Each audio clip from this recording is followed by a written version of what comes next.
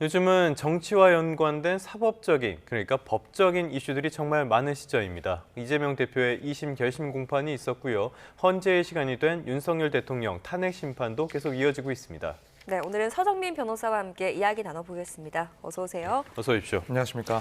자, 이제 이재명 대표에 대한 2심 결심 공판부터 살펴보도록 할게요. 항소심 결심 공판이 어제 진행이 됐는데 이 항소심 과정에서 양측의 주장 어떤 것들이 나왔습니까? 일단 지금 이재명 대표가 받고 있는 혐의는 공직선거법상 예. 이제 허위사실 공표 부분입니다. 그리고 일단 첫 번째는 이제 김문기 씨와 관련된 부분. 그 중에서도 이 성남시장 재직 당시에 이 김문기 씨에 대해서 알지 예. 못했다라는 몰랐다. 발언에 대해서 예. 여기에 대해서는 뭐 검찰은 이것은 거짓말이다. 그리고 이재명 대표는 이것은 주관적인 인식 문제였고 당시에는 실제로 기억을 하지 못했다라고 주장을 했습니다. 예, 예. 사실 이 부분에 대해서는 1심에서는 이제 무죄를 선고를 받았습니다. 그리고 이제 김문기 씨와 관련된 또 다른 발언, 그러니까 대선 후보 당시에 TV 프로그램에 나와서 당시 그 국민의힘 측에서 공개가 되었던 김문기 씨와 함께 골프를 치다가 찍힌 사진, 예. 이 사진에 대해서 조작된 것이다라는 발언을 했습니다. 검찰은 마찬가지로 이러한 발언이 선거에 영향을 미친 허위 사실이라는 주장을 했었고 이재명 대표는 그러한 의도가 없었다라고 주장을 네네. 했습니다만 이제 결국에는 1심에서는 이 부분 유죄를 선고를 받았습니다. 예. 이 내용은 당시 이제 골프를 실제로 친 사실이 있지만 이러한 사실이 없다라는 취지로 이제 판단을 했고 그래서 거짓이다라는 판단을 했던 거고요.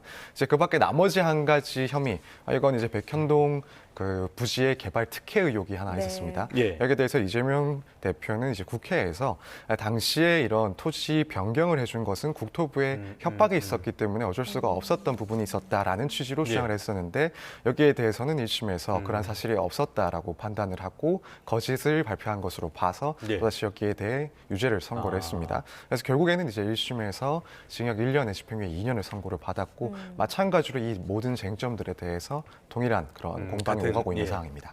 알겠습니다. 말씀해 주신 것처럼 1심에서 많은 사안들이 있었고요. 이 내용을 조금만 정리하고 넘어가도록 하겠습니다. 그래픽 저희가 준비된 게 있는데요. 보시면은 1심에서 김문기와 골프 사진은 조작이었다라고 이야기한 거는 이거는 1심에서 유죄를 받았고요. 그런데 성남시장 재직 때 김문기의 존재를 몰랐다. 이 부분은 무죄였습니다.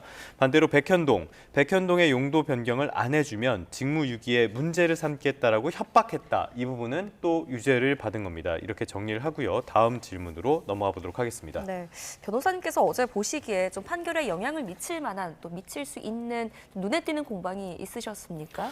사실 지금 대부분의 쟁점에 대해서는 1심과 마찬가지로 동일한 공방이 있었습니다. 예. 결국에는 이런 발언들을 인식의 문제로 볼 것인지 혹은 뭐 행위의 문제로 볼 것인지 또 여기에 대해서 공직선거법상 허위사실 공표로 처벌하는 것이 타당한지 예. 이런 부분들은 1심과 반복된 부분이기도 하고 또 한편으로는 당연히 중요한 그런 공방이라고 생각이 됩니다. 근데 또 이제 2심 과정에서 조금 의미 있게 지켜본 부분 중에 하나는 이제 검찰과 이재명 대표 측에서 양형 증인을 각각 신청을 해서 그렇죠. 예. 이 증인들이 나와서 진술을 한 내용들이 조금 의미가 있지 않나 이런 생각이 들었습니다. 그래서 이제 검찰 측에서 신청한 증인 그 김성천 교수는 당시에 백현동 개발 사업 의혹과 관련된 이런 발언들은 선거에 있어서 유권자에 대해서 지대한 영향을 미쳤기 때문에 여기에 대해서는 뭐 중한 그런 처벌이 필요할 수 있다라는 취지로 발언을 했었고 네. 반면에 이제 이재명 대표 측에서 신청한 증인인 이제 정준희 교수 같은 경우에는 현대에 와서는 이제 과거에 비해서 이런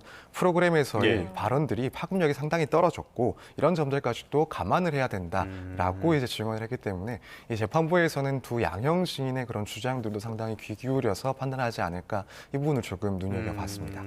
알겠습니다. 유권자에게 어떤 영향을 미쳤을 것이냐, 방송에서의 발언의 파급력이 얼마나 지금도 유지되고 있느냐 이런 부분도 2심의 쟁점이 될 것 같습니다. 검찰이 대통령 당선을 위해서 반복적인 거짓말, 그러면서 1심과 같은 징역 2년을 구형을 했단 말이에요. 이 부분에 있어서는 어떤 의미로 보고 계십니까? 지금 반복적인 거짓말, 이 반복을 했다라는 점을 어떤 키워드로 좀 볼 수 있지 반복, 않을까 예. 싶습니다. 그러니까 이런 이야기를 결국에는 반복이란 말은 만약에 이제 이 발언들이 뭐 한 차례 정도에 불과했다라고 한다면 사실 그것은 뭐 기억이 조금 혼재가 있을 수도 있고 예. 혹은 고의성이 조금 부인될 수도 있긴 한데 이것들을 반복했다라는 것은 결국에는 최소한 어느 시점에부터는 거짓인 것을 알면서도 이런 발언들을 계속해 왔기 때문에 예. 고의가 충분히 인정돼야 된다라는 그런 주장으로 보여지기도 합니다. 또 한편으로는 이제 반복이 결국에는 당시 이재명 대표가 해당 발언들을 할 때 이것이 이제 대선에서의 상당한 중요한 그런 이슈라는 예. 점을 인식하고 있었고 결국에는 그 당선을 위해서 거짓말을 한 것이다라는 그런 목적도 조금 포함되어 있다라는 취지로도 읽힐 수가 있어서 이런 점을 이제 검찰 측에서는 반복적인 거짓말을 했다라고 표현을 하고 있지 않나 이렇게 생각이 됩니다. 네. 또 하나의 눈에 띄는 키워드가 바로 기억입니다. 이재명 대표가 지금 김문기를 몰랐다는 뜻은 기억에 남아있지 않다는 취지의 기억을 강조하고 있는데요. 이 대표도 지금 법조인 출신이지 않습니까? 표현을 좀 고르고 골랐을 것 같은데 이 기억의 여부가 법률적인 판단에 어떤 영향을 좀 끼치게 될까요? 근데 지금 이 기억이라는 표현 자체도 당연히 이제 이재명 대표가 변호사 예. 출신이기 때문에 신경을 써서 그렇게 고심 끝에 이야기를 하는 표현이라고 생각합니다. 저도 만약에 뭐 대리인이라고 한다면 이런 표현을 쓰도록 얘기를 했을 거라고 생각되는데 왜냐하면 결국에는 이 거짓이라는 것은 허위의 사실이라는 것은 이 발언자의 기억에 반하는 진술을 이야기를 합니다. 그래서 객관적인 예. 사실과 일단 상관없이 네. 본인의 기억에 따라서 발언을 했다라고 한다면 네네네. 이것은 거짓이라고 볼 수가 그러니까 없고 알만한 상황이었지만 내가 네. 기억하지 못한다라는 점이 입증되면 그건 무죄다. 그렇습니다. 예. 그렇기 때문에 이것은 자신의 그런 내적인 기억의 문제였고 기억에 따른 진술이었기 때문에 설사 다른 정황들에 비춰봐서 그게 사실이 아닌 것처럼 보인다 하더라도 법적으로 처벌될 수 있는 그런 예. 허위의 발언이 아니다라는 그런 취지의 주장입니다. 그래서 이런 기억 여부와 관련된 발언들을 계속 이어가지 않았나 이렇게 생각이 됩니다. 그래서 기억이라는 발언이 나왔을 것이다. 앞서서 거짓, 반복 이런 말씀도 굉장히 중요한 키워드로 꼽아주셨는데요. 이런 반복이라는 점이 재판부 쪽에서 어떤 주요한 그런 요소로 인정이 된다 하면은 법률적으로도 이게 영향을 미치게 됩니까? 네, 결국에는 지금 이재명 대표 측에서는 이것은 뭐 기억에 반하지 않는 네. 진술이기 때문에 허위가 아니다라는 주장을 하고 있는데 사실 그 내면을 뭐 재판부에서 뭐 객관적으로 알 수 있는 방법은 결국에는 이런 반복성이라든가 당시의 정황을 보고 예. 판단할 수밖에 없습니다. 그래서 이런 발언들이 뭐 수차례 반복이 되었고 그 기간이 어느 정도 된다라고 한다면 아무래도 재판부 입장에서는 이 중요한 이슈에 대한 문제점들을 충분히 파악할 수 있을 만한 시간이 있음에도 불구하고 이것들이 계속 동일하게 이어진 진술이었다라고 예. 한다면 결국엔 이 반복성 때문에 뭐 고의가 인정된다 혹은 인식이 인정된다라는 판단을 할 수가 있습니다. 그래서 이 반복이라는 단어는 재판부에 있어서 이재명 대표의 그런 인식 혹은 예. 고의와 관련해서 좀 판단해 볼 수 있는 그런 요소라고 볼 수가 있습니다. 네, 지금 항소심 선고일이 다음 달 26일로 잡혔습니다. 시기에 대해서는 좀 어떻게 보세요? 이게 통상적인 수준인가요? 네, 일단 통상적인 시기라고 네. 보여집니다. 한 사실, 달이니까요. 예. 어제 이제 결심이 있기 전에도 뭐 선고의 시점을 예상을 할 때 많은 분들이 이제 한 달 정도 걸릴 것이다라고 얘기를 했고 사실 왜냐하면 일반적인 그런 재판에 있어서도 이런 다툼이 있는 사건에 대해서는 통상 한 달 혹은 조금 넘는 기간을 선고기일로 잡긴 합니다. 예. 그래서 지금 어제 그리고 어제로부터 이제 한 달 뒤인 3월 26일로 잡았다는 것은 통상적인 수준 그 기간 내에서 결론을 내리겠다라고 이제 판단이 됩니다. 한 달 해서 이제 정확하게 한 달의 이 여유를 잡아 놓으셨어요. 그런데 어찌됐든 간에 지금 결과가 어떻게 나오든지 대법원 상고는 당연히 양쪽이 다 할 수밖에 없을 그런 상황인 것으로 보이고요. 그렇게 되면은 이 3심까지 원래 이 선거법에 따라서 그 석 달 여유를 주죠. 이게 지금 가능할 걸로 보십니까? 어떻게 보십니까? 최종심이 나올 만한 그런 시점은 어떻게 보세요? 사실 이제 만약에 조기 대선이 이제 실시된다라고 예. 한다면 이제 많은 사람들이 그 대선 기간 중에 선거 운동 기간 중에 이런 상고심의 판결이 있을지를 상당히 좀 네. 관심 있게 보는 것 같습니다. 그렇게 되면은 이제 3개월 이내에 결국 한 2달 정도 안에 선고를 할 수가 대법원에서 이제 선고를 할 수가 있을지 5월 말이 네. 되는 거네요. 네. 이 이제 기간대로면. 그렇게 예. 보는데 조금 어려운 점들이 있어 보이긴 합니다. 물론 3개월 안에 선고를 내야 되기 때문에 빠르면은 뭐 2개월 안에도 선고를 할 수 있다는 것은 뭐 이론적으로는 당연한데 예. 여러 가지 변수가 있다라고 보여집니다. 우선 뭐 지금 이 쟁점들은 무척 간단하게는 보이긴 하지만 다만 이제 실제로 법률상의 해석을 어떻게 할지에 대해서는 상고심에서도 고민을 할 부분이 아닌가 생각이 되고 이제 또 하나는 실제로 이제 이후에 만약에 이재명 대표가 2심에서 유죄를 그대로 선고를 받고 예. 상고를 하게 된다. 그러면은 이제 이 소송 기록들이 2심에서 3심으로 넘어가게 되는 그 기간이 있습니다. 예. 그리고 이 소송 기록들을 이 대법원에서 받게 되면 소송 기록 접수 통지라는 것을 이재명 대표에게 보내게 됩니다. 예, 예. 근데 이 시점이 중요한 것은 이제 피고인 입장에서는 그 통지를 받았을 때로부터 해서 20일이라는 기간 동안 내가 상고한 이유를 의견서로 제출하게 됩니다. 20일 안에요. 그래서 예. 이 의견서가 결국에는 제출이 돼야 본격적인 심리가 시작이 된다라고 볼 수가 있는데 2심에서 사실 이재명 대표가 이 1심에서 2심으로 넘어갈 때 그 소송 기록 접수 통지를 상당히 좀 지연해서 받은 상황이 있습니다. 그렇죠. 그렇게 되면은 이제 그 이유서를 제출해야 되는 기간이 또 뒤로 늘어나기 때문에 소송의 시간이 조금 더 걸리는 건데 마찬가지로 이제 상고심에서 그러니까 3심 과정에서도 이런 소송 기록 접수 통지를 받는 것을 늦춘다라고 한다면은 그만큼 시간이 또 뒤로 늦춰질 수가 있습니다. 그래서 이제 이재명 대표의 입장을 결국에는 지켜봐야 되긴 하겠지만 예. 이런 변수들 때문에 사실상 이제 뭐 2개월 안에 판결을 내리는 것은 조금 어렵지 않을까라는 생각이 조금 드는 상황입니다. 네네. 네. 이 민주당에서는 지금 이재명 대표의 사법 리스크에도 굉장히 적극적으로 방어에 나선 것 같습니다. 대통령이 되면 죄송합니다.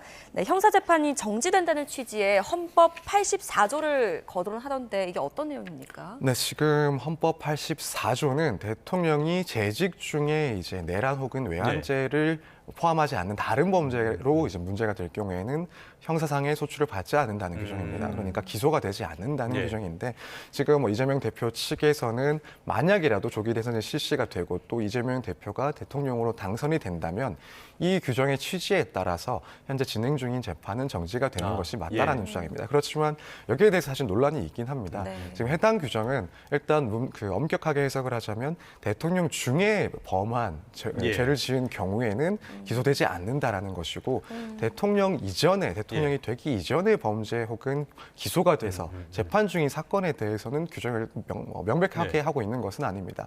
그래서 여기에 대해서 일부 견해는 이 해당 규정의 취지를 살려서 그렇다면 대통령이 국정을 운영하는 데 있어서 이런 위험 요소들을 피하기 위한 규정이다라고 해석을 한다면 이미 진행 중이던 재판도 정지가 돼야 된다라는 의견이 있고 한편으로는 이제 이 규정 자체를 엄격하게 해석을 해서 이미 기소가 돼서 진행 중인 재판은 그대로 선고까지도 할 수 있다라는 그런 의견들이 상당히 뭐 제가 봤을 때는 좀 팽팽하게 대립되고 있는 것 같습니다. 그래서 뭐 지금 이재명 대표 측에서는 그런 상황을 가정해서 이 규정을 뭐 기소가 된 이미 재판 진행 중인 것도 멈춘다라는 취지의 주장을 하고 있는 것으로 보이는데 만약 그런 상황이 발생하게 된다라고 한다면 여기에 대해서도 논란이 상당히 있지 않을까 예상이 되는 상황입니다. 참 이게 전례가 없는 일이라서 어떤 판단이 나올지 굉장히 궁금해지긴 하는데 일단은 뭐 여러 가지 가정들이 있으니까요. 그 부분은 어떻게 되는지 지켜보도록 하고요.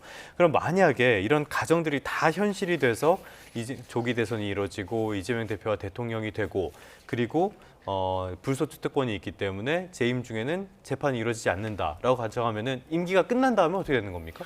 그렇다면은 다시 이제 임기가 끝났을 때는 해당 규정이 적용될 여지가 전혀 없어지기 때문에 혹시라도 멈춰있던 재판이 있다라고 한다면 다시? 그 재판은 다시 그러니까 이런 지금 혐의들은 대통령 당선 이전에 있었던 그런 문제들이기 때문에 시간만 멈춰 있는 거고 기간이 끝나게 되면은 다시 재판은 진행이 되게 됩니다. 알겠습니다. 일각에서는 공직선거법 266조도 거론을 하는데 이거는 뭡니까? 근데 지금 공직선거법 266조 같은 경우에는 이 선거 범죄로 인해서 뭐 100만 원 이상의 벌금형을 선고받을 경우에는 그 피선거권이 박탈되는 그 규정을 두고 있습니다. 그렇기 때문에 이제 만약 이재명 대표가 조기 대선이 실시됐을 때 그 과정에서 100만 원 이상의 벌금형이 확정이 된다라고 한다면 애초에 대통령으로 출마할 자격 자체를 박탈하게 되는 것이고 혹시라도 대통령이 됐을 때 또 그러고 나서 기존의 이 공직선거법을 위반 등을 포함한 재판이 확정이 된다. 그래서 진행이 돼서 대법원 선고까지가 나온다라고 한다면 이미 이제 당선된 상황이라 하더라도 결국에는 그 당선이 무효가 되는 그런 문제가 발생하게 됩니다. 뭐 그렇기 때문에 앞서 있었던 재판이 정지가 되느냐 마느냐 이 논란들이 계속 있는 상황이고요. 네, 알겠습니다. 어쨌든 2심 결과가 나와 봐야지 알 수 있는 일이고요. 만약에 이제 상고로 가도 대법의 선고는 대선 이후에 될 것이다라는 전망이 나오던데 어떻게 보세요? 네, 일단 그럴 가능성이 충분히 있지 않나 생각이 듭니다. 앞서 설명을 설명을 드린 것처럼 예. 물론 뭐 3개월 안에 재판을 해야 되는 것이 원칙이긴 하지만 실제로 지금 상황을 봤을 때 이 3개월 안에 이루어질 수 있을지도 의문이긴 하고 또 한편으로는 뭐 설사 3개월 안에 선고를 한다 하더라도 그것이 이미 대선이 종료된 이후일 가능성도 분명히 존재합니다. 그렇기 때문에 뭐 따지자면은 가능성을 따지자면 충분히 이런 대선이 끝난 이후에 선고가 날 가능성도 있지 않나 이렇게 생각이 됩니다. 네. 알겠습니다. 역시 사법이 굉장한 정치권의 변수로 작용하고 있는 시점이 아닌가 싶습니다. 이제는 헌법재판소로 가보도록 하겠습니다. 정확하게는 윤석열 대통령의 탄핵 심판 어떻게 진행되는지 이 부분을 봐야 될 것 같은데요. 매일 평일을 한다고 해요. 회의라는 말도 있는데 왜 평이라는 어려운 용어를 쓰는지 잘 모르겠습니다만 매일 진행한다고 하죠. 어떤 것들을 논의하게 되는 겁니까? 네, 결국에는 이제 이 윤 대통령의 탄핵 사유가 인정이 되는지 여부에 대해서 예. 재판관들이 쟁점들을 일단 먼저 검토를 하고 각 쟁점에 맞는 의견들을 서로 토론을 하면서 의견을 도출하는 과정이 됩니다. 그래서 일단 뭐 각각의 그런 재판관들이 뭐 순서는 이제 지금 주심 재판관이 먼저 자신의 의견을 밝히고 예. 그다음 재판관들의 순서 그리고 이제 헌법재판소장 권한 대행의 순서로 이런 의견들을 밝히게 되는데 결국에는 지금까지 이제 문제가 되어 왔던 그런 탄핵 소추 사유가 인정되는지 여기에 대해서 뭐 거의 매일 동안 아마 집중적으로 그리고 상당히 상세하게 토론을 하고 의견을 나누지 않을까 이렇게 예상이 되는 상황입니다. 네, 심판 결과에는 또 크게 세 가지의 변수가 지금 꼽히고 있던데요. 마은혁 재판관의 이때 임명 보류에 대한 권한쟁의 심판 결과도 있고요. 또 전원 합의가 이뤄질 것이냐. 또 다른 탄핵 심판들도 있지 않습니까? 한 가지씩 좀 짚어보겠습니다. 먼저 오늘 대형 이슈인데요. 마은혁 재판관 후보자 이야기입니다. 헌재가 오늘 최상목 권한대행의 마 후보자 임명 보류에 대한 권한쟁의 심판 결과를 내리죠. 네, 그렇습니다. 지금 이제 현재 8인의 이제 재판관들이 헌법재판관으로 구성이 되어 있고 나머지 한 명인 이제 마은혁 후보자가 과연 재판관으로 임명될 수 있을 것인지 여부가 결정이 될 수 있는 그런 상황입니다. 물론 여기에 대해서 지금 결과 예측은 상당히 어려운 편인 것 같긴 합니다. 일단 인용될 것이냐, 기각될 것이냐 이 부분도 뭐 지켜봐야 될 문제긴 하지만 또 한편으로는 지금 뭐 아예 부적법한 그런 권한쟁의 심판 청구가 아닌가라는 문제도 있어서 각하될 가능성도 분명히 존재는 한다라고 보는데 그거는 어떤 면에서 그렇게 얘기가 나오는 거죠? 지금 우원식 이제 국회의장이 국회를 대표해서 이 권한쟁의 심판을 청구를 했습니다. 근데 문제는 이 권한쟁의 심판 청구를 하면서 별도로 이제 국회 의결을 따로 거치지는 않았기 때문에 지금 문제가 제기된 상황입니다. 그래서 지금 피청구인 측 그러니까 이제 최권한대행 측에서는 이때도 당연히 국회의 그런 표결을 거쳤어야 함에도 불구하고 국회의 한 구성원에 불과한 국회의장이 국회의 권한에 대해서 권한쟁의 심판한 것은 적법하지 못하다. 그래서 내용을 따질 것도 없이 절차적인 문제가 있었기 때문에 각하되어야 된다라는 주장이고 당연히 이제 지금 우원식 국회의장 그리고 국회 측에서는 국회의장으로서 국회를 대표할 수 있는 권한이 있다라고 봐야 될 것이기 때문에 표결 유무는 상관이 없다라는 주장이긴 합니다. 그래서 이 점은 사실 과거에도 국회의원이 국회의 권한을 침해했다라는 주장을 하면서 권한쟁의 심판을 청구했을 때 각하된 사례들이 있기 때문에 물론 지금 차이는 국회의원이냐 국회의장이냐의 차이가 있는 부분이긴 해서 헌법재판소에서 어떻게 판단을 할지는 상당히 좀 눈여겨볼 부분이라고 보여지고 뭐 그래서 일단은 각하될 가능성도 배제는 할 수 없다라는 그런 전망을 하고 있는 상황입니다. 그래서 이제 뭐 이어가자면은 결국 만약 뭐 인용이 된다라고 한다면 이제 마은혁 후보자가 결국 이 판단에 따라서 재판관으로 임명될 가능성이 무척 높아지는 거죠. 그렇겠죠. 네, 그렇게 되면 이제 윤 대통령 탄핵 심판에 과연 관여를 할 것인가 여부에 따라서 이 탄핵 심판의 선고 기일이 조금 변수가 될 수가 있습니다. 만약에라도 이 나머지 재판관으로 이제 투입이 된다라고 한다면 일단 9명의 체제로 이 재판관의 구성이 바뀌기 때문에 변론갱신이라는 절차를 한번 거치게 됩니다. 그러면 다시 한번 뭐 하루 정도의 기일을 다시 한번 정해서 변론을 재개한 다음에 그날 종료를 하고 또 이후에 선고를 하게 되기 때문에 이제 예상하고 있던 기간보다는 선고가 다소 길어질 수가 있는 거죠. 근데 이제 헌법재판소에서는 그렇게 진행을 할 수도 있고 그렇지 않으면 이미 이제 심리에 다 참여를 했던 8인 체제로 선고를 하기로 결정을 할 수도 있습니다. 그렇다면 사실 이제 마은혁 후보가 재판관이 되느냐 마느냐는 윤 대통령 탄핵 심판에 있어서는 뭐 선고 기일과 관련된 변수는 될 수는 없습니다. 이 부분도 그러니까 임명을 하더라도 탄핵 심판에 참여하지 않을 가능성도 있다는 말씀이신 거죠? 네, 그렇습니다. 알겠습니다. 이런 점들도 변수로 작용하게 될 것 같은데요. 앞서서 저희 조혜진 앵커가 이야기했던 변수 가운데 하나가 전원 합의 여부입니다. 앞서서 뭐 박근혜 전 대통령 때 그때는 이제 재판관들의 전원 합의가 돼서 만장일치로 파면이 결정이 됐잖아요. 이런 것들도 변수가 될 수 있습니까? 네, 그럴 수 있을 것 같습니다. 사실 뭐 저도 알기로는 이제 박근혜 전 예. 대통령의 탄핵 심판에 있어서도 이 초기에는 재판관들의 의견이 또 일부 일치하지 않는 부분들이 있었고 네. 결국에는 이제 계속된 평의 끝에 의견을 조율하고 만장일치 의견으로 탄핵을 결정한 것으로 알고 있습니다. 예. 사실 이번 윤 대통령의 탄핵 심판에 있어서도 일부 재판관들의 일치가 없다라고 한다면 네. 그렇다면은 전원 일치까지 이제 도출하기 위해서 평의가 좀 상당히 지속될 수 있을 가능성이 네. 높지 않나라고 생각을 합니다. 왜냐하면 지금 헌법 재판 과정을 보더라도 사실 뭐 국민적인 그런 여론이 상당히 이제 분열되고 있는 상황인데 그렇죠.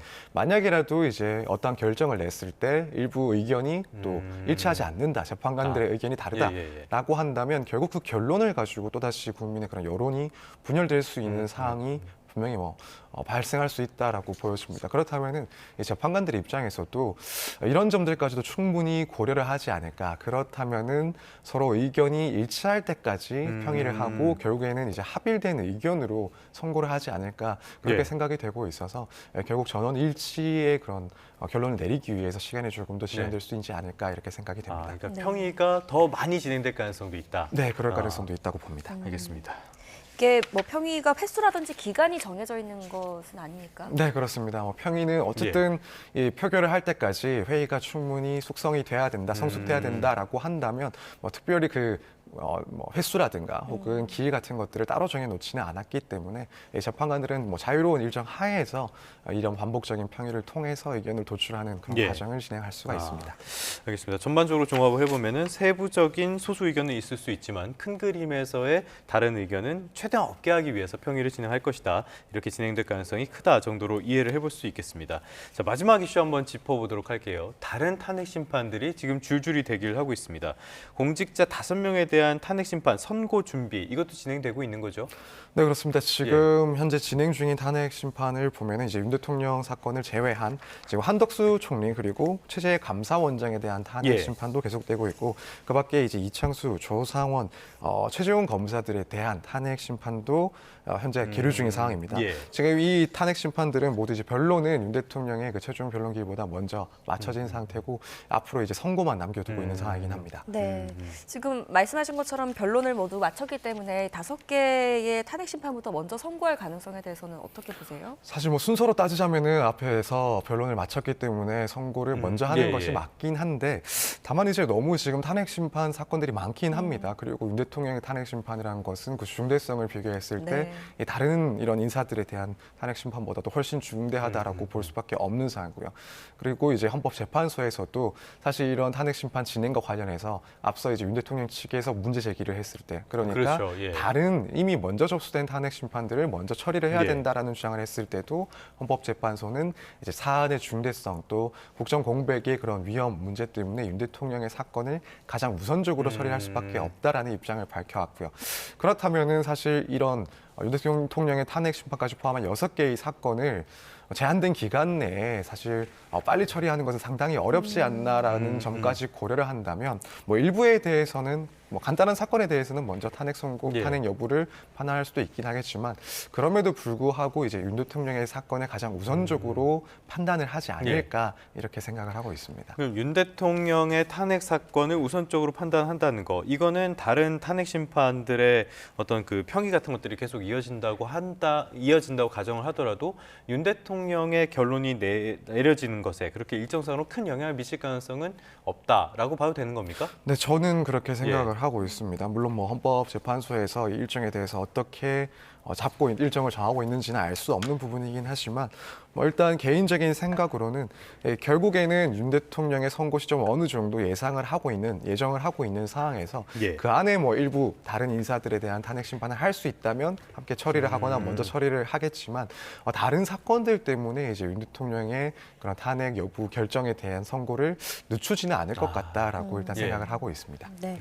앞서 짚어봤던 여러 가지 좀 변수들을 다 종합을 해봤을 때 조심스럽지만 선고 시기는 어떻게 전망을 하십니까? 일단 대세의 그런 의견과 저도 생각이 일치를 하고 있는 예. 상황입니다. 네. 다들 3월 중순 정도까지는 3월 중순. 결론이 예. 나지 않을까라고 예상을 하고 있고 저 역시도 마찬가지입니다. 뭐 이 경우에는 과거의 탄핵 심판들이 얼마나 걸렸는지 선고까지 이런 것들을 고려했을 때 그래도 이제 2주 안에는 선고를 했던 것으로 이제 알고 있기 때문에 그렇게 네. 선고 일정을 잡지 않을까. 그렇다면 조금 여유 있게 본다 하더라도 결국에는 3월 중순까지는 선고를 하지 않을까 이렇게 예. 예상을 하고 있습니다. 그래서 지금 여의도에서는 3월 14일 전후로 결과가 나오지 않겠냐 이런 전망들이 많은 것 같은데요. 이 우리가 나오는 시점 얼마나 평의가 얼마나 길어졌고 선고까지 시간이 걸렸냐 이 부분을 보면은 결론까지 내는데 많은 이견들이 있었다 이런 것들도 예측해 볼 수가 있겠네요. 이 결과로. 그럴 수 있을 것 예. 같습니다. 물론 뭐 이 점을 뭐 헌법재판소에서 공개를 한다면 더 명확히 알 수 있긴 하지만 이제 만약이라도 예상되는 시간보다 조금 더 길어진다라고 한다면 이제 재판관들 입장에서 이제 이 결론에 대한 의견들이 조금 불일치하고 이걸 또 통합하기 위한 시간들이 더 필요하지 않았나 이런 예상을 예. 해볼 수 있지 않을까 이렇게 생각이 됩니다. 네, 헌법재판관들이 이 모든 평의 내용은 비공개로 또 진행한다고 하니까요. 저희는 이제부터 험제의 시간을 기다려보는 수밖에 없을 것 같습니다. 오늘 여기까지 듣겠습니다. 서정빈 변호사와 함께했습니다. 잘 들었습니다. 고맙습니다. 감사합니다.